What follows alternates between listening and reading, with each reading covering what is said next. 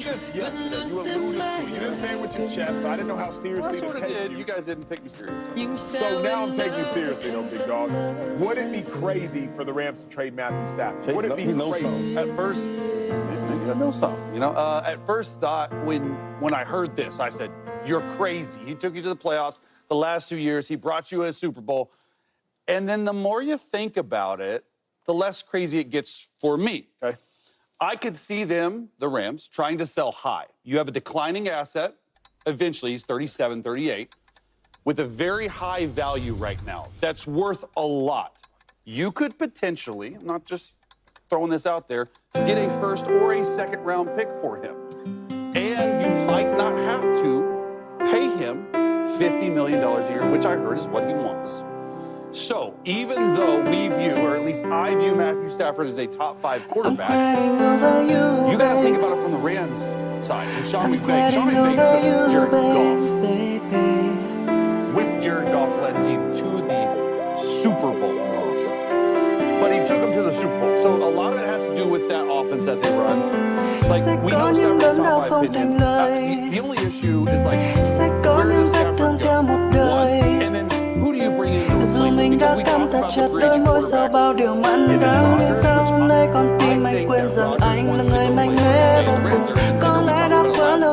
But then who else is it? There's Russell Wilson. Do you look on your roster for Jimmy G? Because he, you know, when he got out, it's crazy. So when I first thought about it,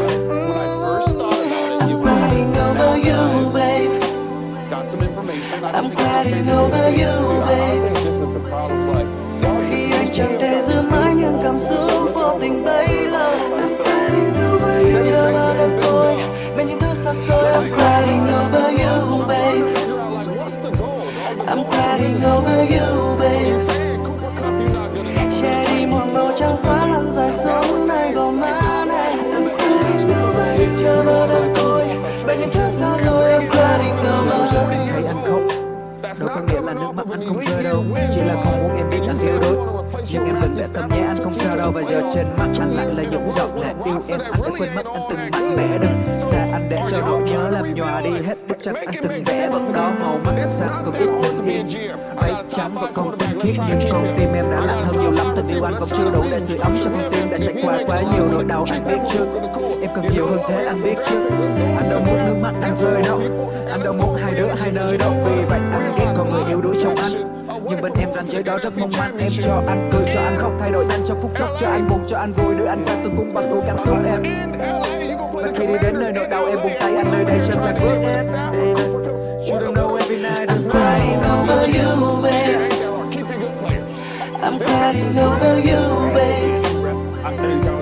Khi anh chẳng thể giữ mãi những cảm xúc vô tình bấy lâu. I'm crying over you, chờ bao đêm tối bên những thứ xa xôi. I'm crying over you, babe. I'm crying over you, babe.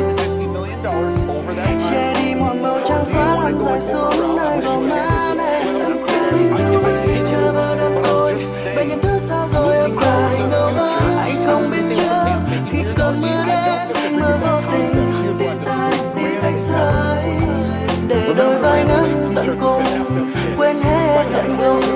Anh buông mình theo cảm xúc, cứ mặc mưa hay là em làm tan vỡ.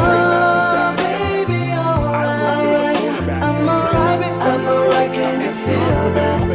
Vì mình chia đôi, đã cho bao ngọt ngào đã trôi qua đôi môi anh bây giờ đắng lắm. Nhưng anh phải cần nuốt thôi vì mất em rồi. được nhiều không giúp anh lấy lại những thứ anh từng yêu đâu. Nếu muốn sống cho hết đi nỗi buồn, vì ít nhất anh biết ta đã một lần yêu nhau. Và những phút yêu mềm anh cần lắm, một cái ôm thật chặt từ đôi tay.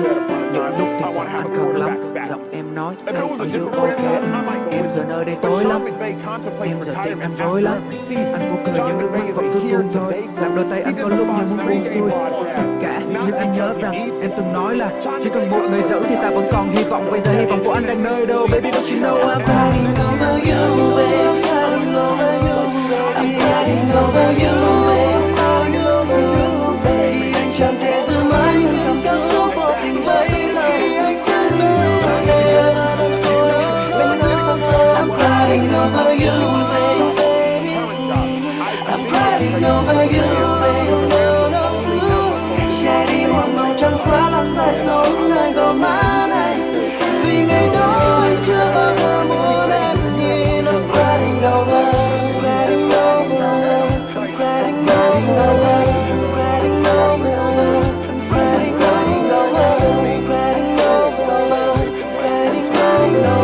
Chưa bao đâu tôi bên những thứ đã qua crying over, crying over, crying over. Che đi một bầu trắng xóa lăn dài xuống nơi gò má này. I'm crying over you. Chưa bao đâu tôi bên những thứ xa rồi. I'm crying over. Stafford? Yeah. And you look at other teams like the Jaguars, they never gonna go nowhere. Your quarterback is terrible and he has a lot of money. Yeah, look, You know what I'm saying? Like it's like when you prioritize what you want in life, right? If I'm a team, do I want championships now or I want them later? Because I want them now. Yeah. And you have the team to do it. The defense is gonna be way better next year. Your superstars on defense is gonna be great next year. And then your offense is really, really good. I think that It's like tripping. it's not as crazy. Like I understand he's a great player. It's not as crazy in the NFL world as some people think. Have we seen it before then? Give me that. If it's not that crazy, we would have seen it before. And I know that we have to some definitely capacity, have. but is there anything? But I'm just saying that the only people that know Matthew Stafford the best is those people in the building. They Right. see him every single day. Matthew is one of, like, I played with him. He was in my draft class. I played with him in Detroit in 2020. He's one of the strongest, like, toughest dudes I've ever met. The dude's always hurt, though. Like, he's always ended up playing through. It hasn't affected his play to some instances. It's a knee, it's a that.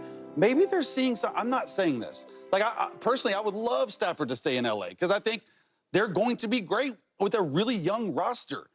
But at the same time, guys, we're forgetting Jared Goff and helped him get us to a Super Bowl.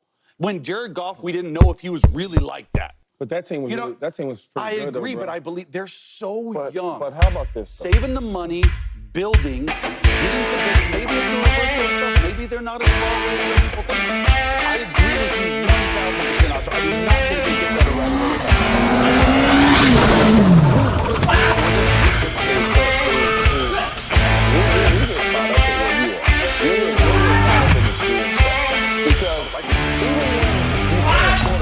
And he signs 5 years, you're not paying him for them 5 years. Because them last 2 years in this deal, if he does ball out, you're going to restructure. If he don't ball out, you're finna cut him, you're finna try to trade him or what. So why aren't we paying Matthew Stafford for 2 to 3 more years if we think he has 2 to 3 more good years in him? And you've been in the playoffs back-to-back years. When you're Listen, you can get a very, very right now for Matthew Good. Stafford. That's smart. And who are you getting, though?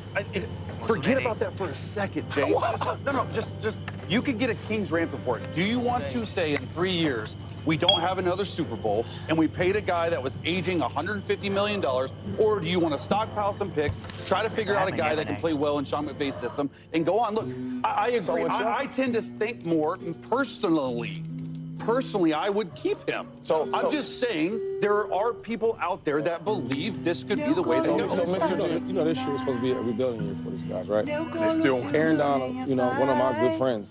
And I'm not saying this is the reason why he retired, but, you know, he had a great career, right? 10th year, he said, I made it to where I want to get at. He said, also, when I look at my team, like, we kind of young. And maybe we kind of, you know, rebuilding a little bit. They went to the freaking playoffs, man. Divisional round. And a divisional round at that. Right? And I'm thinking, like, they don't get there without Matthew Stafford. Of course. All the in and outs of the lineup, guys been hurt. Puka was gone for a while. Cooper Kupp been going a lot. And Stafford was still there, still delivering wins. Maybe they're trying to get the old guys out. I'm just saying.